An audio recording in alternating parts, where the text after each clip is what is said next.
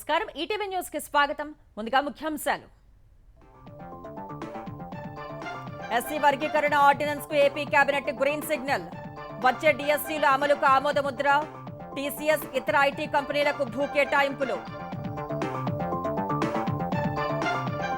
3 మతాల మధ్య చిచ్చు పెట్టేందుకు వైసీపీ కుట్ర. ప్రజాక్షేత్రంలో ఎండగట్టాలన్న చంద్రబాబు. అసత్య ప్రచారాలను తిప్పికొట్టాలని సూచన. మద్యం కుంభకోణంలో మాజీ ఎంపీ విజయసాయిరెడ్డికి సిట్ నోటీసులు. ఈ నెల 18న సాక్షిగా విచారణకు హాజరు కావాలన్న అధికారులు. మంత్రివర్గ విస్తరణపై అధిష్టానానిదే తుది నిర్ణయమన్న రేవంత్ రెడ్డి. పార్టీ గీత దాటే నేతలను ఉపేక్షించే ప్రసక్తే లేదని సీఎల్పీ భేటీలో హెచ్చరిక. ఎన్నో ఏళ్లుగా ఉన్న సమస్యలకు శాశ్వత పరిష్కారం చూపామన్న సీఎం. అభివృద్ధి సంక్షేమ పథకాలను ప్రజల్లోకి తీసుకువెళ్లాలని సూచన. నేషనల్ హెరాల్డ్ కేసులో ఛార్జ్షీట్ దాఖలు చేసిన ఈడీ. సోనియా రాహుల్ గాంధీపై అభియోగాలు. నిందితులలో శ్యామ్ పిట్రోడా, సుమన్ దూబే. ప్రపంచ మార్కెట్లలో సానుకూలతలతో స్టాక్ మార్కెట్లలో కొనుగోళ్ల జోరు. 2 రోజుల్లో 18.42 లక్షల కోట్లు పెరిగిన మదుపరుల సంపద. ఈ ఏడాది దేశంలో విస్తారంగా వర్షాలు పడతాయన్న వాతావరణ శాఖ. జూన్ సెప్టెంబర్ మధ్య సాధారణానికి మించి కురుస్తాయని అంచనా.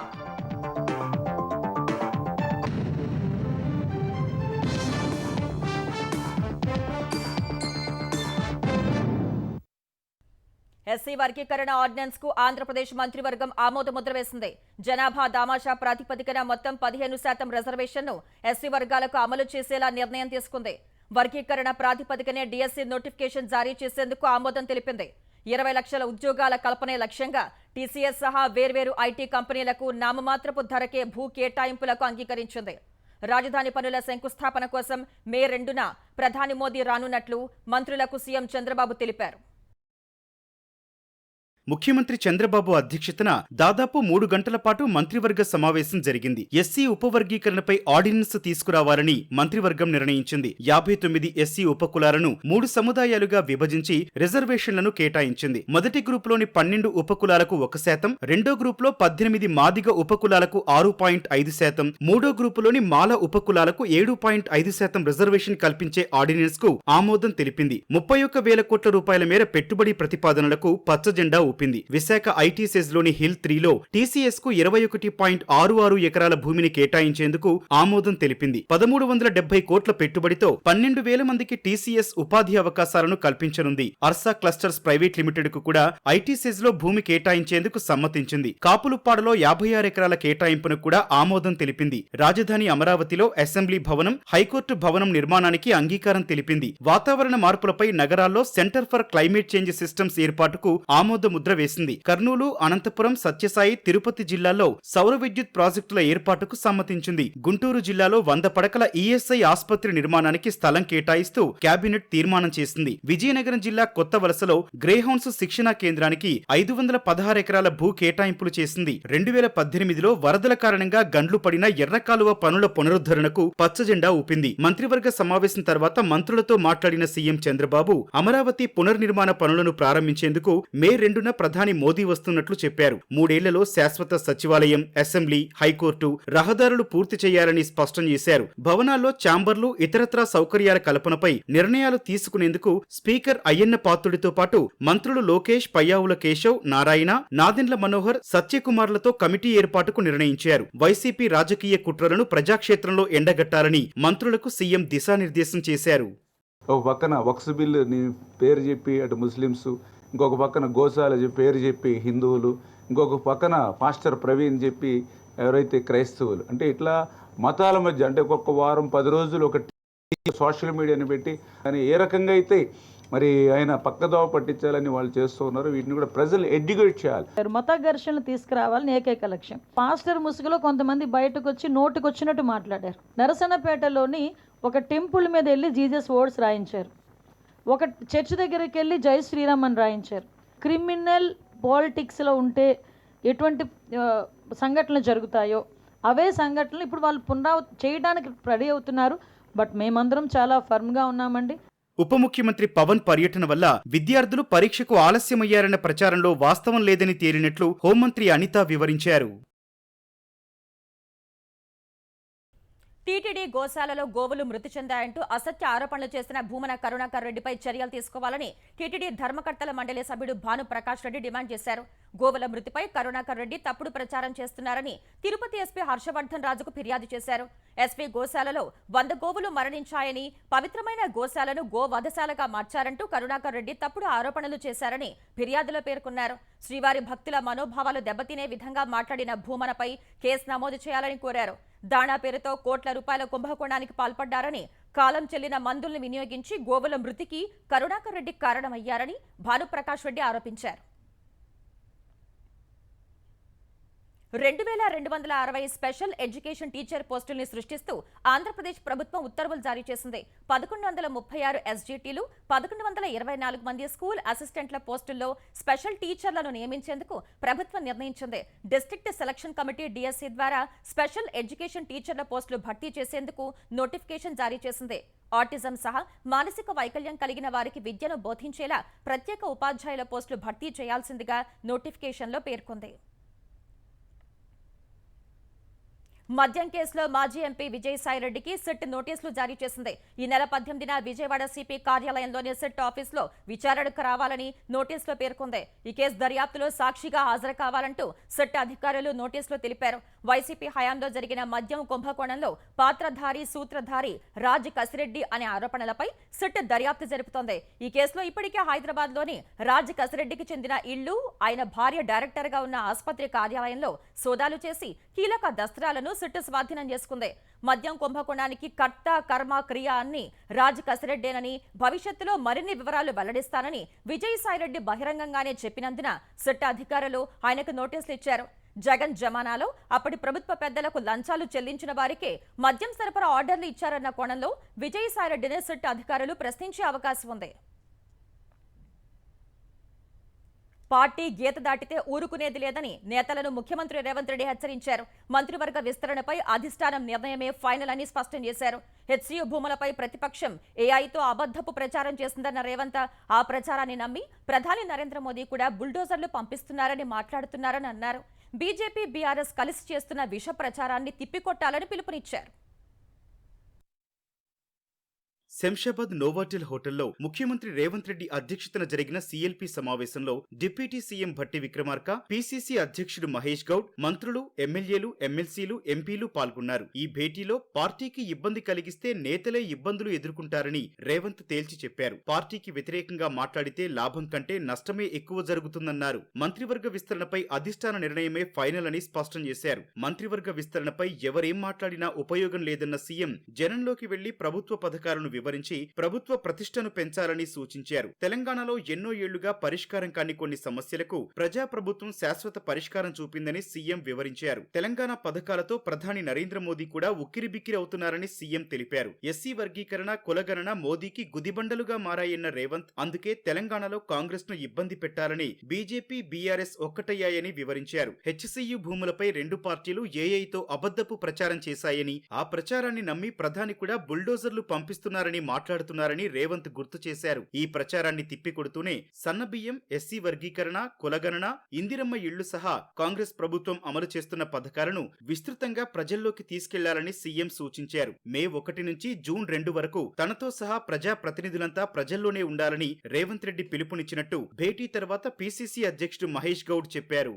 భూభారతి విషయంలో, ఇందిరమ్మ ఇళ్ల విషయంలో పొంగులేటి శ్రీనివాసరెడ్డి గారు వివరంగా సభ్యులకి తీసుకున్నటువంటి కార్యక్రమాలు, అమలవుతున్న తీరుని, అమలు చేయబోయే తీరుని వివరించడం జరిగింది. కుల సర్వే విషయంగా మంత్రి పొన్నం ప్రభాకర్ గారు మాట్లాడడం జరిగింది. ఫైనల్ గా ముఖ్యమంత్రి గారు ఇవన్నిటి కూడా విశ్లేషిస్తూ గొప్ప కార్యక్రమాలు, సన్నబియ్యం కానీ, కుల సర్వే కానీ, కేటగరైజేషన్ కానీ, ఇందిరమ్మ ఇల్లు కానీ, భూభారతి కానీ, వీటన్నిటి మీద కూడా శాసనసభ్యులు, శాసన మండలి సభ్యులు, పార్లమెంట్ సభ్యులు రేపటి నుంచి మొదలుకొని జూన్ 2 వరకు ప్రతి సభ్యుడు క్షేత్రంలోకి వెళ్లి ప్రజలతో మమేకమవుతూ ఈ బృహత్తరమైనటువంటి కార్యక్రమాన్ని ప్రజల వద్దకు తీసుకెళ్లడం విజయవంతం కావాలని సీఎం గారు, నేను కూడా సూచించడం జరిగింది. పార్టీ ప్రభుత్వం ప్రతిష్ట పెరిగితేనే భవిష్యత్తు ఉంటుందన్న రేవంత్ చేసిన మంచిని ప్రజల్లోకి తీసుకెళ్లకపోతే ప్రయోజనం ఉండదన్నారు. మళ్లీ గెలవాలంటే ఇప్పటి నుంచే ప్రజల్లోకి వెళ్లాలని రేవంత్ ప్రజాప్రతినిధులకు పిలుపునిచ్చారు. విద్య, ఉద్యోగ, రాజకీయాల్లో బీసీలకు 42% రిజర్వేషన్ కల్పిస్తూ తెచ్చిన బిల్లు ఎస్సీ ఉపకులాల వర్గీకరణ సమస్యకు శాశ్వత పరిష్కారం చూపిన తీరును ప్రజలకు వివరించాలని చెప్పారు. గ్లోబల్ బిజినెస్ హబ్ గా హైదరాబాద్ మారిందని తెలంగాణ ఐటీ శాఖ మంత్రి దుద్దిళ్ల శ్రీధర్ బాబు అన్నారు.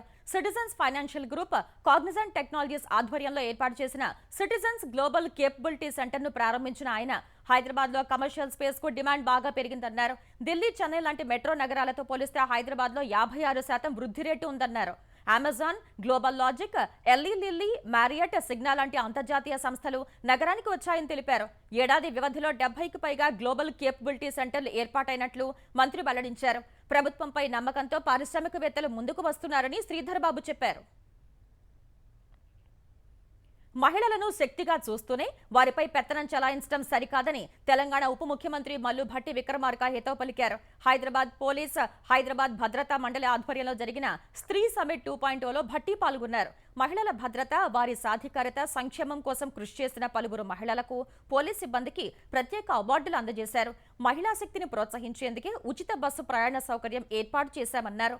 ఇందిరాశక్తి క్యాంటీన్లు, తదితర పరిశ్రమల ఏర్పాటుకు 20,000 కోట్ల రూపాయలు ఇచ్చామని చెప్పారు. తెలంగాణలో ప్రతి మహిళను కోటీశ్వరరాలను చేయడమే లక్ష్యంగా పనిచేస్తున్నామని భట్టి తెలిపారు. We pray women as a goddess, Shakti.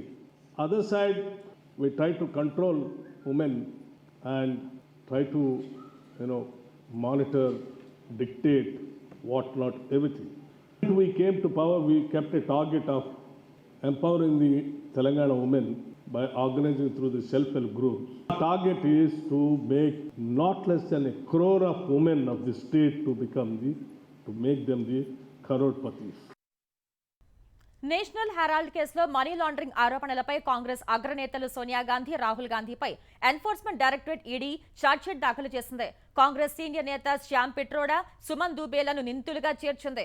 Money laundering వ్యవహారంపై 2014 జూన్ 26న బీజేపీ నేత సుబ్రహ్మణ్య స్వామి చేసిన ప్రైవేటు ఫిర్యాదును పరిగణనలోకి తీసుకున్న రౌస్ అవెన్యూ కోర్టు ఈడీ విచారణకు ఆదేశించింది.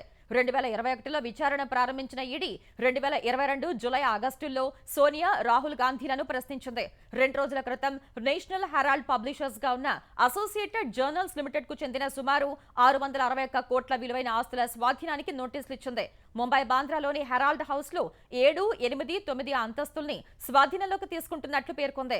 యంగ్ ఇండియా ప్రైవేట్ లిమిటెడ్ యాజమాన్యం 2,000 కోట్ల విలువైన అసోసియేటెడ్ జర్నల్స్ లిమిటెడ్ ఆస్తుల్ని అక్రమంగా స్వాధీనం చేసుకోవడానికి ప్రయత్నించినట్లు ఛార్జ్షీట్లో పేర్కొన్నట్లు తెలిసిందే. యంగ్ ఇండియా ప్రైవేట్ లిమిటెడ్ లో సుమారు 38% వాటాలను సోనియా, రాహుల్ గాంధీ కలిగి ఉన్నట్టు ఈడీ వివరించింది. ఈడీ దాఖలు చేసిన ఛార్జ్షీట్ ను పరిగణనలోకి తీసుకునే అంశంపై రౌస్ అవెన్యూలోని ప్రత్యేక కోర్టు ఈ నెల 25న విచారణ చేపట్టనుంది. తెలంగాణలో కాంగ్రెస్ ప్రభుత్వాన్ని కూల్చేందుకు కావాల్సిన డబ్బులు ఇస్తామని రియల్ ఎస్టేట్ వ్యాపారులు చెప్పినట్లు బీఆర్ఎస్ ఎమ్మెల్యే కొత్త ప్రభాకర్ రెడ్డి చేసిన వ్యాఖ్యల్ని మంత్రులు, టీపీసీసీ నేతలు కొట్టిపారేశారు. కొత్త ప్రభాకర్ రెడ్డి వ్యాఖ్యల వెనుక ఏదో కుట్ర ఉందని భావిస్తున్నట్లు చెప్పారు. ఆయన వ్యాఖ్యలపై విచారణ జరిపించాలని సీఎంను కోరతామన్న మంత్రులు, ఇతర నేతలు ఏదైనా కుట్ర కోణం ఉన్నట్లయితే చట్టపరమైన చర్యలు తీసుకుంటామన్నారు.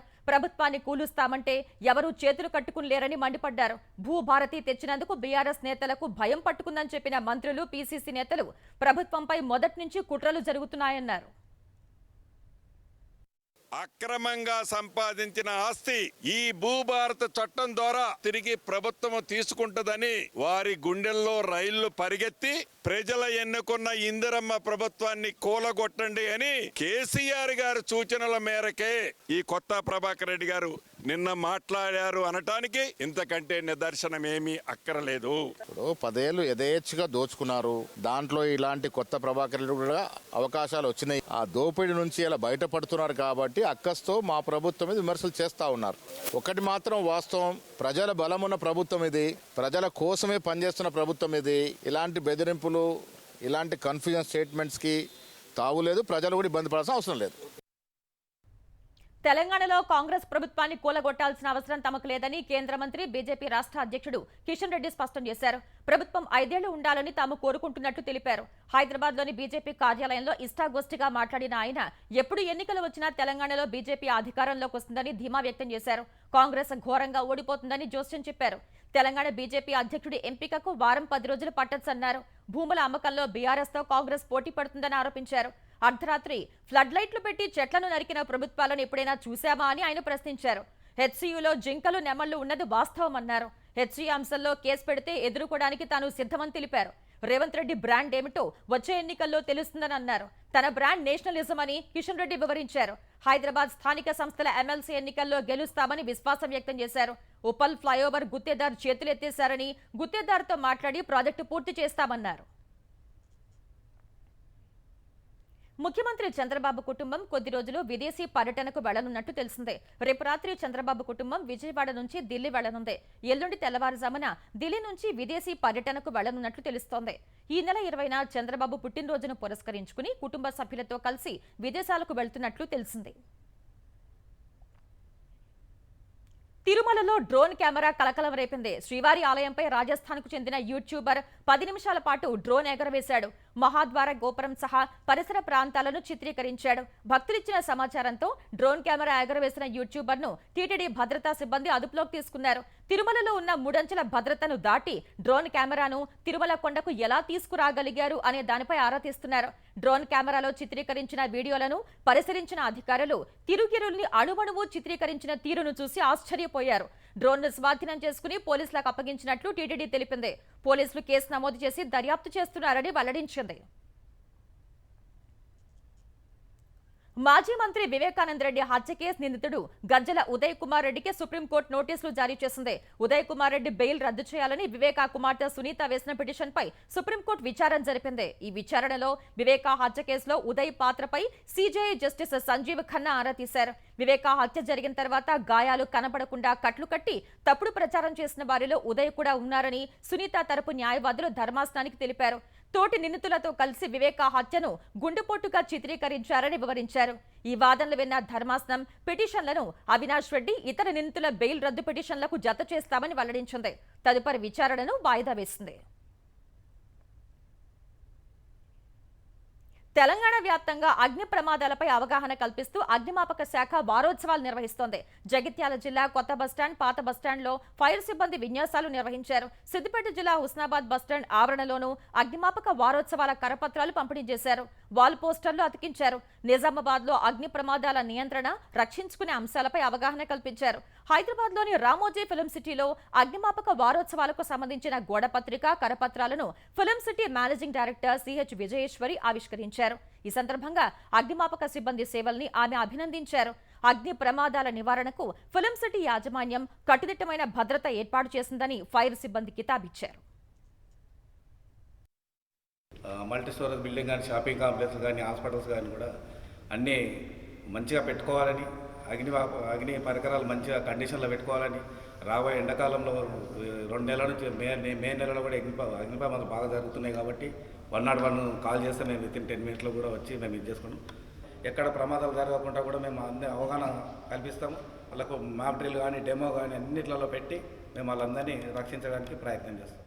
రామోజీ ఫిలిం సిటీ రావడం జరిగింది. ఇక్కడ విజయేశ్వరి మేడం తోటి ఈ పాంప్లెట్ని రిలీజ్ చేయడం జరిగింది. ఇక్కడ వచ్చిన తర్వాత ఈ సంవత్సరం జాతీయ ఫైర్ అగ్ని నివారణ చర్యలు పాటిద్దాం, సురక్షిత భారతదేశాన్ని నిర్మిద్దాము అనే నినాదంతో ముందుకు వస్తున్నాము.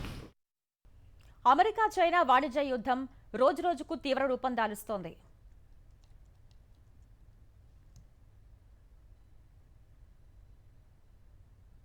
అమెరికా విధించిన 145% సుంకాలకు ప్రతీకారంగా అక్కడి నుంచి దిగుమతయ్యే వస్తువులపై 120% సుంకాలను చైనా విధించింది.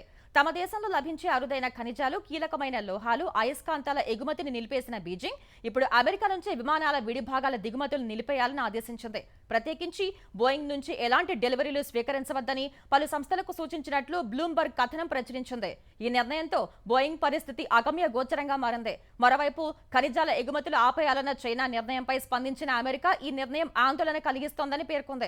టెక్నాలజీ, ఎలక్ట్రానిక్ పరికరాల తయారీలో కీలకమైన ఖనిజాల కొరతతో పశ్చిమ దేశాల్లో ఆయుధాలు, ఎలక్ట్రానిక్స్, ఆటోమొబైల్స్, ఏరోస్పేస్, సెమీ కండక్టర్ల తయారీ కంపెనీలకు సమస్యలు ఎదురవుతాయని తెలిపింది. ఈ అంశంపై చైనాతో చర్చలు జరిపే అవకాశం ఉందని సంకేతాలు ఇచ్చింది. కేంద్రంలోని ఎన్డీఏ సర్కార్తో విభేదాల వేళ తమిళనాడు ముఖ్యమంత్రి ఎంకే స్టాలిన్ కీలక నిర్ణయం తీసుకున్నారు.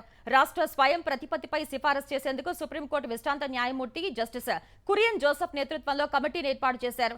తమిళనాడుకు స్వయం ప్రతిపత్తి కల్పించాలంటూ అసెంబ్లీలో కరుణానిధి హయాంలో తీర్మానం చేసి 50 ఏళ్లనే సందర్భంగా ఈ కమిటీ ఏర్పాటును స్టాలిన్ అసెంబ్లీలోనే ప్రకటించారు. కేంద్రం రాష్ట్రాలకు సంబంధించి రాజ్యాంగంలోని నిబంధనలను 3 సభ్యుల కమిటీ సమీక్షిస్తుందని స్టాలిన్ చెప్పారు. 2026 జనవరి కల్లా కమిటీ మధ్యంతర నివేదిక ఇస్తుందని చెప్పారు. 2 ఏళ్లలో తుది నివేదిక ఇస్తుందని వివరించారు. రాష్ట్రాల హక్కుల్ని కేంద్రం లాగేసుకుంటోందని సీఎం ఆరోపించారు. రాష్ట్ర జాబితాలోని ఏ అంశాలు ఉమ్మడి జాబితాలోకి వెళ్లాయో చట్టపరంగా కమిటీ పరిశీలిస్తుందన్నారు.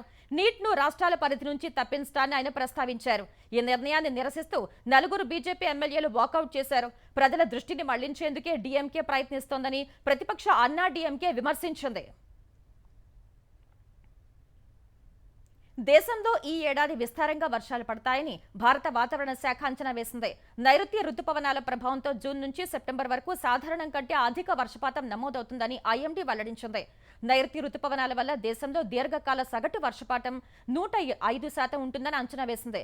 ఈసారి ఏపీ, తెలంగాణ, మహారాష్ట్ర, ఒడిశా, ఛత్తీస్గఢ్, కర్ణాటకల్లో సాధారణం కంటే ఎక్కువ వర్షపాతం నమోదవుతుందని ఐఎండీ తెలిపింది. తమిళనాడు, ఈశాన్య రాష్ట్రాల్లో సాధారణం కంటే తక్కువ వర్షపాతం నమోదవుతుందని వివరించింది. అంతర్జాతీయ మార్కెట్ల నుంచి సానుకూల సంకేతాలు సహా ఎలక్ట్రానిక్ వస్తువులపై ట్రంప్ పన్ను మినహాయింపులు ప్రకటించిన వేళ దేశీయ స్టాక్ మార్కెట్లు వరుసగా 2వ సెషన్లో భారీ లాభాలు నమోదు చేశాయి. ట్రంప్ టారిఫ్ల ప్రకటన తర్వాత వచ్చిన నష్టాల నుంచి దేశీయ స్టాక్ మార్కెట్లు దాదాపుగా కోలుకున్నాయి.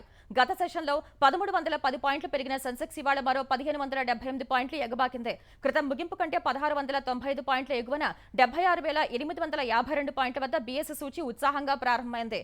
ఈ క్రమంలో 76,908 పాయింట్ల గరిష్ట స్థాయికి చేరింది. ఈ దశలో మదుపరులు లాభాల స్వీకరణకు మొగ్గు చూపగా 76,435 పాయింట్ల కనిష్ట స్థాయికి పడిపోయింది. చివరకు 76,735 పాయింట్ల వద్ద స్థిరపడింది. జాతీయ స్టాక్ ఎక్స్చేంజ్ సూచి నిఫ్టీ 500 పాయింట్లు పెరిగి 23,328 పాయింట్ల వద్ద ముగిసింది. క్రితం 2 సెషన్లలో మదుపరుల సంపద 18.42 లక్షల కోట్లు పెరిగింది.